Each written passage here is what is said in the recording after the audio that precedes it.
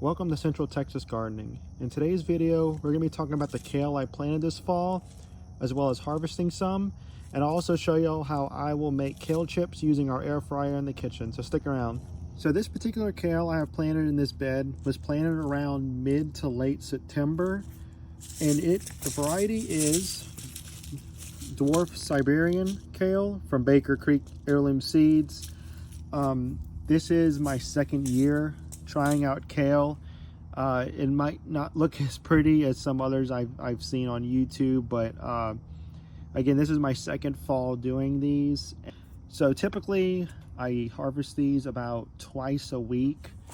Typically the bigger ones I tend to go at first. You don't need to harvest the entire plants.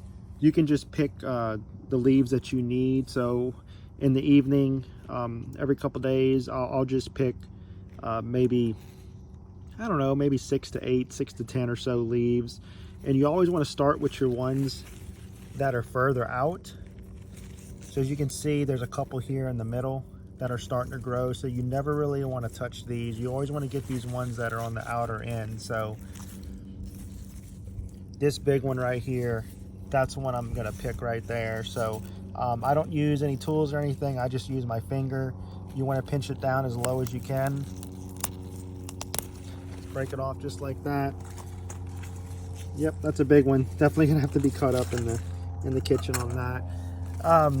And then I'll typically look around, see if there's any more that looks like they might be older. This one looks like it's been eaten up by some bugs, so I need to try and figure out what's doing that. But I'll go ahead and pull that one too. I might not eat that one. That might be one I'll go feed to the chickens. They love eating this stuff up, so I'll set that one aside for the chickens to have. So again, you got your ones in the middle here, your newer ones. So I'm gonna go look at the outside. I'm gonna try and get some of these older ones here. Again, pinch down at the bottom there. And I just kind of keep going around doing that.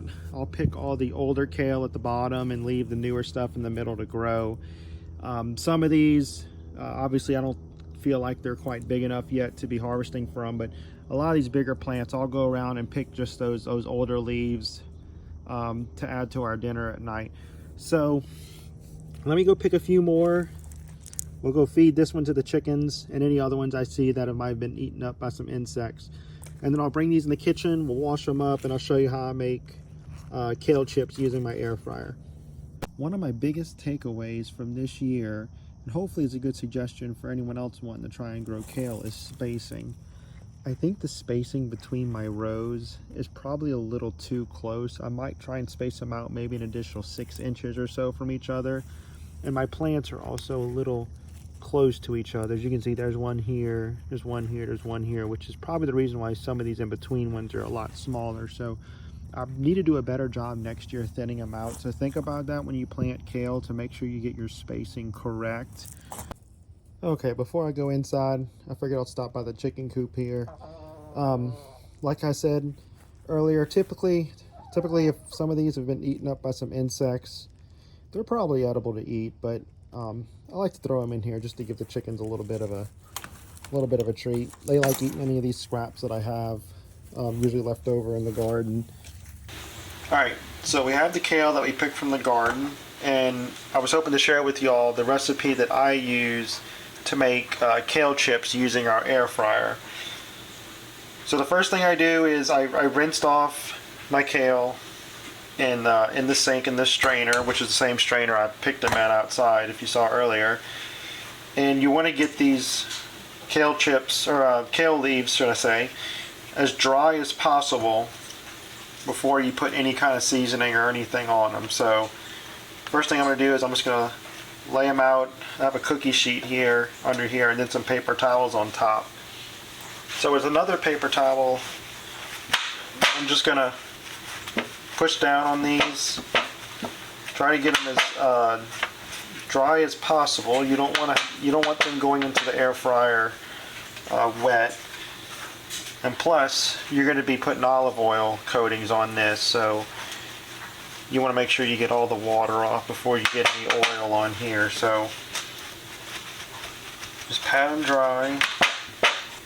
Now that we got it dry, we need to trim them a little bit.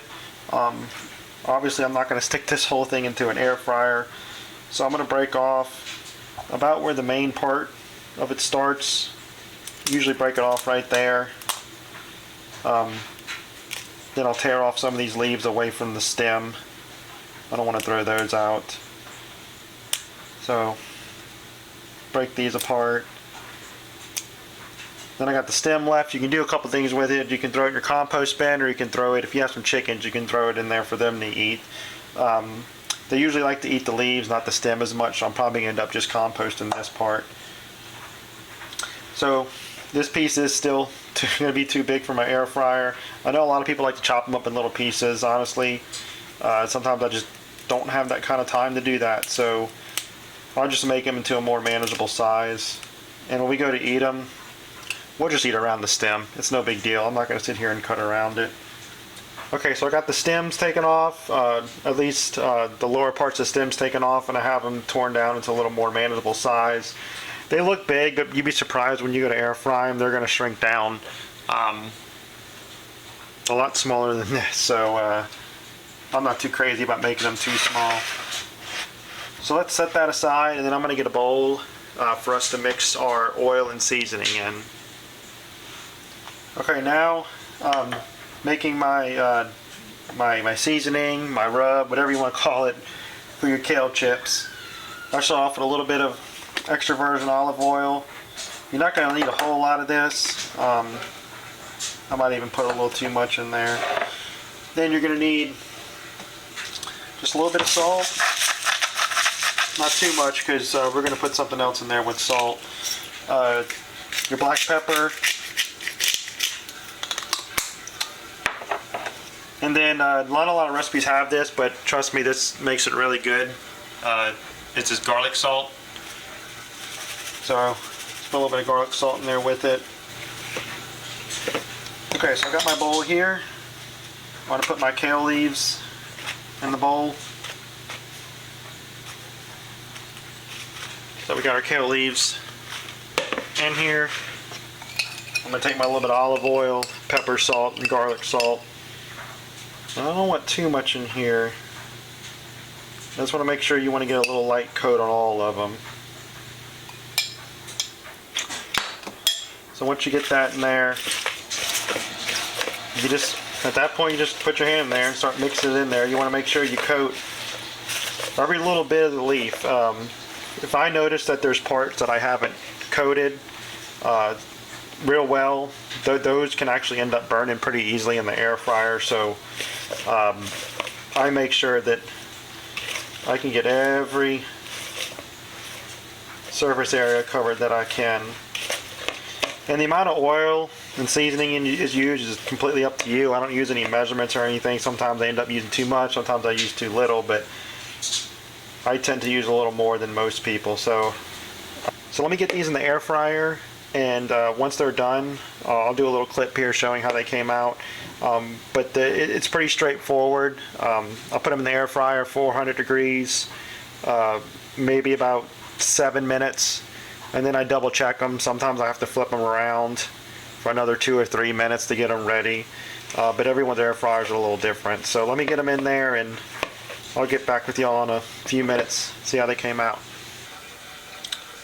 Okay, so here is the first batch of kale chips, just right out of the air fryer. This is, there's of course there's another batch I have to do, but they took exactly 7 minutes. At the 5-minute mark, I actually ended up flipping them to the other side and letting them finish the other 2 minutes on the other side. But overall, they came out pretty good. You want them crinkling like this, but you don't want them too burnt. These were starting to burn a little bit on the edges, so you have to adjust your time. So it could be 6 minutes maybe. Next time I might try and do these. But yeah, these came out really good. Everyone in my family loves these. My wife and both of our children absolutely eat these up.